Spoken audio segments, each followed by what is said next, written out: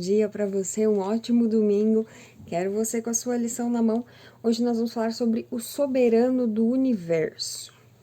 Quando nós tratamos a respeito do livro de Josué, muitas pessoas podem ter um pensamento errado a respeito de Deus, assim como em algum momento você também já pode ter comparado o Deus do Antigo Testamento com o Deus do Novo Testamento e pensar, caramba, por que Deus agia de forma tão diferente? Por que Deus mudou tanto?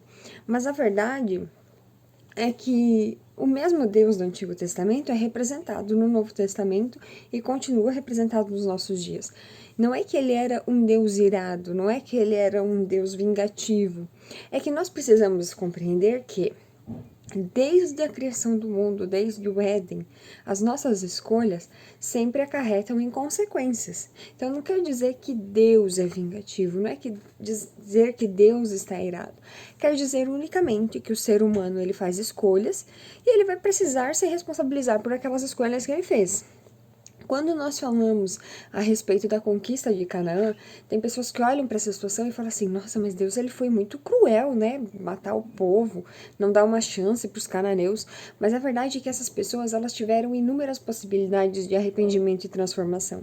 Essas pessoas tiveram inúmeras chances de se voltarem para Deus e elas não quiseram. Mesmo com tantas oportunidades que elas recebiam, elas continuam escolhendo permanecer na idolatria. Então, quando Deus, finalmente cumpre o seu juízo ali em relação aos cananeus, é porque aquilo já vinha sendo oferecido há muito tempo, o arrependimento. Mas o coração dessas pessoas estava duro demais para aceitar a Cristo.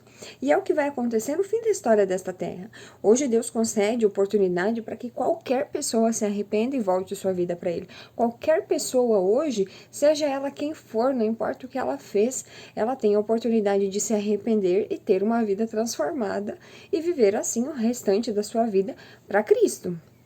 Agora, se assim como os cananeus essa pessoa não quiser, Deus irá respeitar a decisão dessa pessoa, mas também ela vai ter que arcar com as consequências da sua escolha.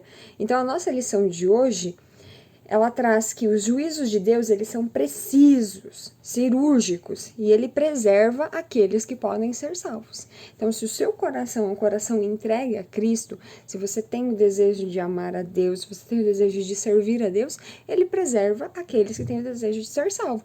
Agora, aqueles que já têm o coração endurecido e que querem unicamente viver para si, é uma escolha dessa pessoa. Então, nós precisamos compreender que Deus não é vingativo, Deus não é cruel, Deus é justo. Eu espero você aqui amanhã para nós continuarmos estudando juntos, mas claro, aproveita que você está aqui, compartilhe esse vídeo com a galera lá da sua classe.